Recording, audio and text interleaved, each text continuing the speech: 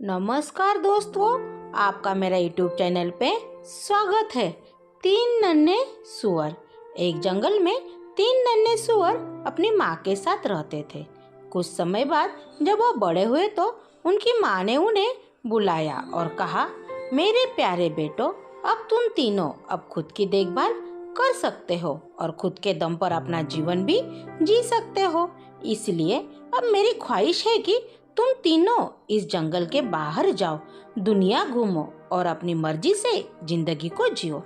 अपनी माँ की बात सुनकर तीनों सुअर अपने घर से निकले और शहर की तरफ जाने लगे। कुछ दूर चलने के बाद वो एक दूसरे जंगल में जा पहुँचे। तीनों सुअर काफी थके हुए थे। उन्होंने सोचा कि क्यों ना इसी जंगल में एक पेड़ के नीचे बैठकर आराम कर लिया जाए। फिर तीनों वही आराम करने लगे। थोड़ी देर आराम करने के बाद तीनों भाई एक दूसरे से अपनी आगे की जीवन की योजना बनाने लगे। पहले सुअर ने सलाह देते हुए कहा, मुझे लगता है कि अब हम तीनों को अपने अपने रास्ते जाते हुए अपनी किस्मत को आजमाना चाहिए। दूसरे सुअर को यह बात अच्छी लग गई, लेकिन तीसरे सुअर को यह विचार अच्छा नहीं लगा। तीसरे सुअर ने कहा, नहीं, मेरे ख्याल से हमें एक दूसरे के साथ ही रहना चाहिए और एक ही जगह पर जाकर अपना नया जीवन शुरू करना चाहिए। हम एक दूसरे के साथ रहते हुए भी अपनी अपनी किस्मत को आजमा सकते हैं। उसकी बात सुनते ही पहले और दूसरे सुअर ने कहा, भला वो कैसे? तीसरे सुअर ने जवाब देते हुए कहा, अगर हम तीनों एक ही जगह पर ही आसपास रहेंगे तो किसी भी मुसीबत में आसानी से एक दूसरे की मदद कर सकेंगे। यह बात दोनों ही सुअरों को अच्छी लग गई। उन दोनों में उसकी बात मान ली और एक ही जगह पर आसपास घर बनाने जुट गए। पहले सुअर के मन में विचार आया कि उसे भूसे का घर बनाना चाहिए जो जल्दी बन जाएगा और उसे बनाने में मेहनत भी कम करनी पड़ेगी।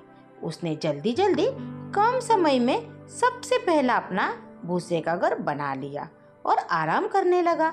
वही दूसरे सुअर ने पेड़ की सूखी टहनियों से घर बनाने का फैसला किया।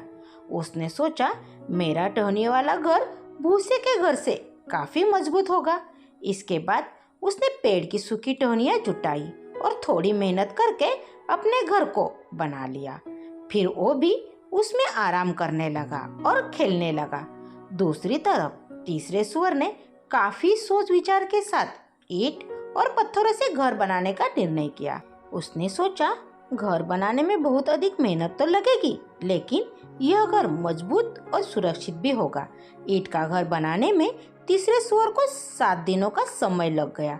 तीसरे सुअर को एक घर बनाने के लिए इतना मेहनत करते देख बाकी दोनों सुअरों ने उसका खूब मजाक बनाया।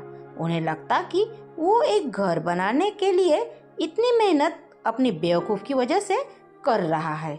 वे दोनों उसे अपने साथ खेलने के लिए भी उकसाते थे, लेकिन तीसरा सुअर कड़ी मेहनत से अपना घर बनाता रहा।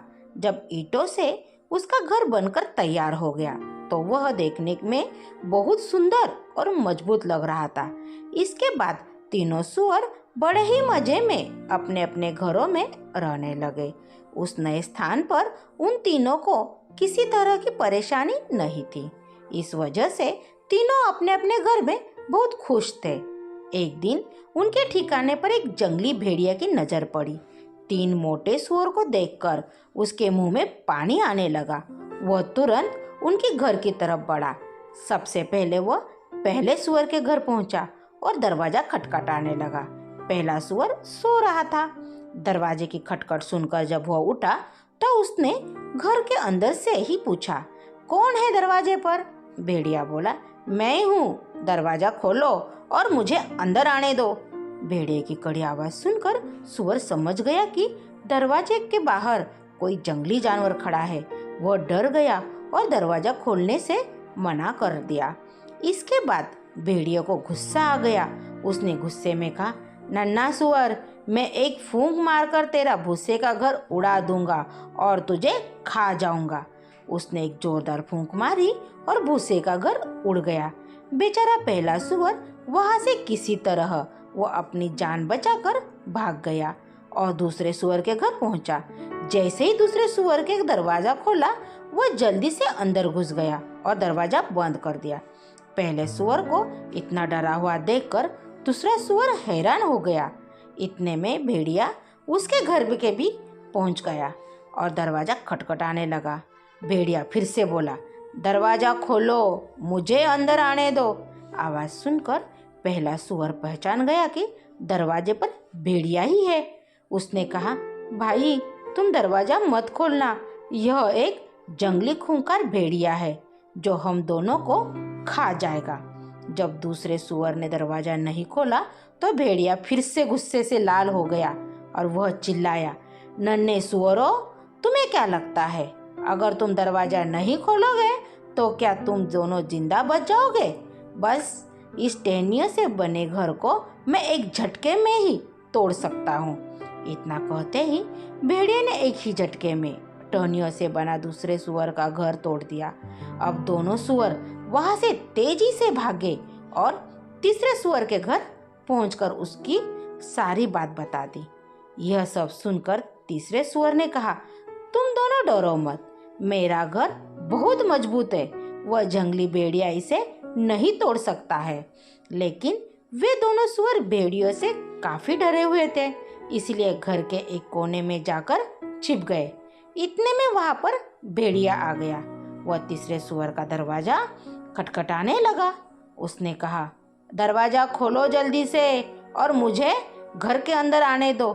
तभी तीसरे सुअर ने बिना डरे हुए कहा, नहीं, हम दरवाजा नहीं खोलेंगे। यह सुनकर भेड़िया चिल्लाया, मैं फिर भी तुम तीनों को मार कर खा जाऊंगा, मैं इस घर को भी तोड़ सकता हूँ। भेड़िया ने तीसरे सुअर के ईंटों से बने घर को तोड़ने की कोशिश करने लगा। सबसे पहले उसने फूंक मारी, लेकिन वह ईंटों का बना घर नहीं उड़ा। इसके बाद उसने अपने पंजे से घर को तोड़ने का प्रयास किया, लेकिन इसमें भी वह असफल रहा।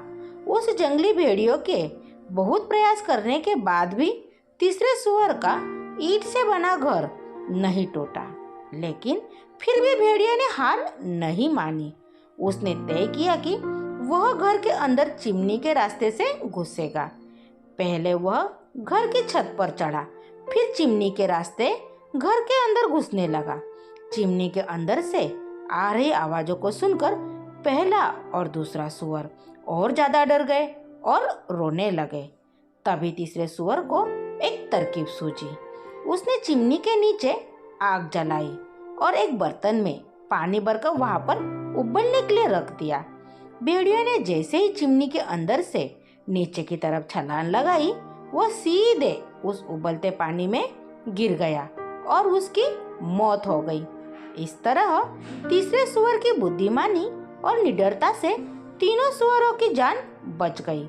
फिर पहले और दूसरे सुअर को अपनी अपनी गलती का एहसास हुआ। उन्होंने कहा, भाई हमें माफ कर दो, हमें तुम्हारा मजाक नहीं बनाना चाहिए था, तुम बिल्कुल सही थे, आज तुम्हारे कारण ही हम जिंदा है। तीसरे सुअर ने उन दोनों को माफ कर दिया और दोनों को अपने घर में ही रहने के लिए भी कहा। इसके बाद तीनों सुअर खुशहाली से एक साथ ईंट से बने मजबूत घर में रहने लगे। कहानी से सीख। तीन छोटे सुअर की कहानी से हमें यह सीख देती है कि कभी भी दूसरों की कड़ी मेहनत का मजाक नहीं उड़ाना चाहिए, साथ ही खुद की कड़ी मेहनत करनी चाहिए और सूझबूझ करके ही कोई फैसला करना चाहिए। Thank you. कहानी को लाइक कीजिए, नई नई कहानी सुनने के लिए चैनल को सब्सक्राइब कीजिए।